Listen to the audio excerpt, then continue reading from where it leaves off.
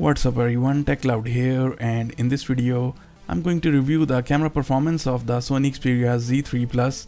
So let's check out how the camera interface looks like and what are the features and how is the picture quality coming out of the Sony Xperia Z3 Plus, and is there any hardware changes or not.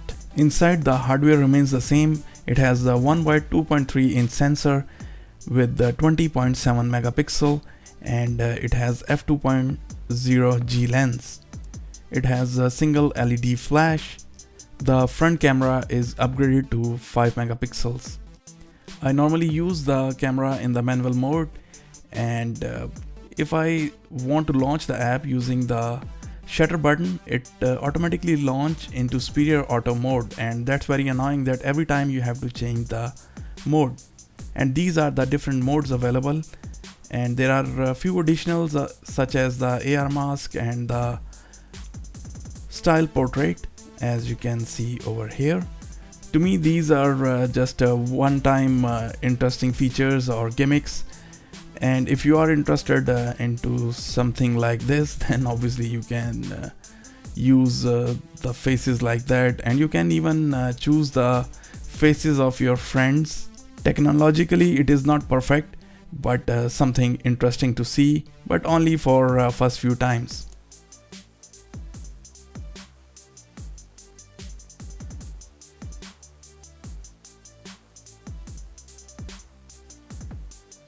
Then you have style portrait.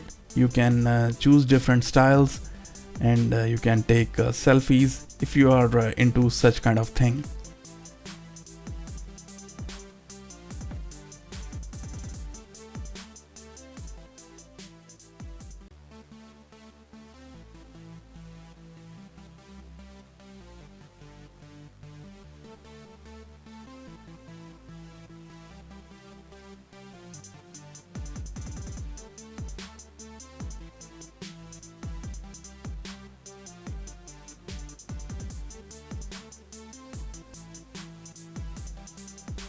Let's look at the camera interface. The camera interface remains pretty much the same. However, there are some new additional features. In the superior auto mode, the settings and the features remains pretty much the same, and I don't see anything different or new over here. And of course, for the 4K video, you have to change from superior auto to 4K video mode, which is at times not that convenient.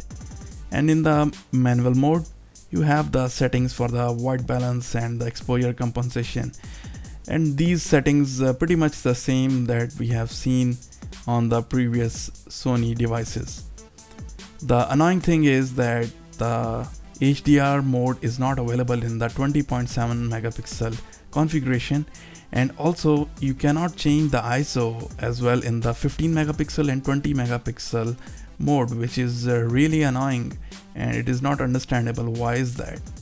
So you have to go all the way down to the 8 megapixel in order to change the ISO, and if you change the ISO and then you turn on the HDR, then HDR goes back to auto ISO. Same is the case with the image stabilization. If you turn on the image stabilization, the ISO also goes back to auto, and if you change the ISO, then image stabilization turn off automatically.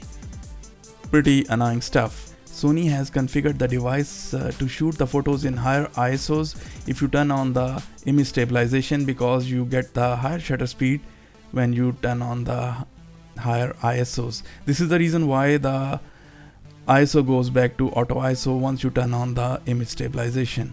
I want to ask Sony that how hard is to implement the optical image stabilization in a mobile phone.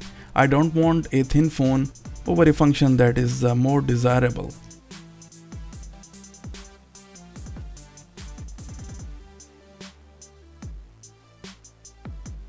The mobile phone shoots 4K video, and you can turn on and off the image stabilization. And if you turn on the image stabilization, since it is a digital stabilization, then there is a crop mode, which does reduce the quality a little bit, but the stabilization is pretty good. One thing that I have noticed is that the stabilization works even better in the 1080p mode instead of the 4K. 4K is good enough, but you can feel the difference if you shoot in 1080p mode.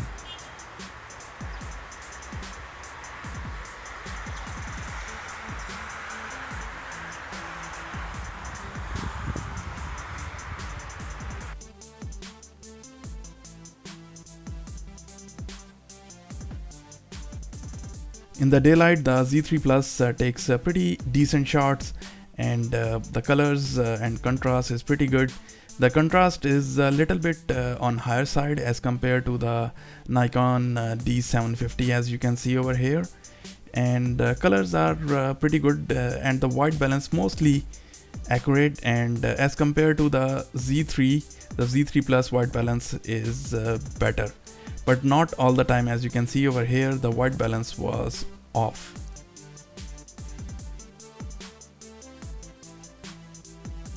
Here you can look at the road and you can see the dynamic range is not all that great. It's not bad considering the smartphone, but we haven't seen any improvement. The HDR is also works fine, but I have seen better HDRs. The Z3 Plus does not shoot very good panoramas. The resolution is very low and the stitching is not all that great, and there is no improvement at all over the previous Sony Xperia devices.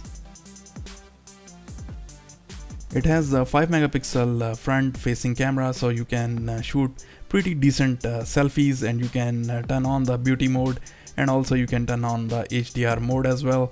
The wider selfie is 3 megapixel and the standard 4x3 selfie is 5 megapixels.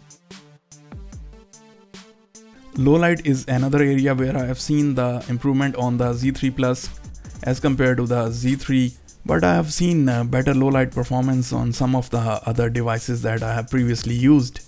So there is still room for improvement, and not only Sony has to catch up, but also they have to exceed the expectations, and it is time to update the hardware inside the Sony Xperia devices.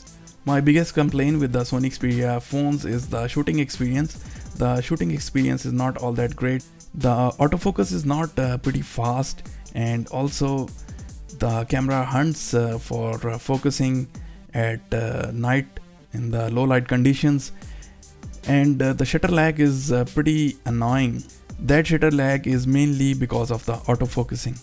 There is no proper manual mode available, and most of the features remains the same, so it feels that I'm still living in 2013. Having said that, overall the Z3 Plus camera is quite an improvement over the Z3, but if you consider the rival newer phones, then Z3 Plus still lags a little bit behind, but not that far, but still it lags behind the competition. So guys, I hope that you have liked the video. Thanks for watching, and subscribe for more videos like that. Take care. See you. Bye.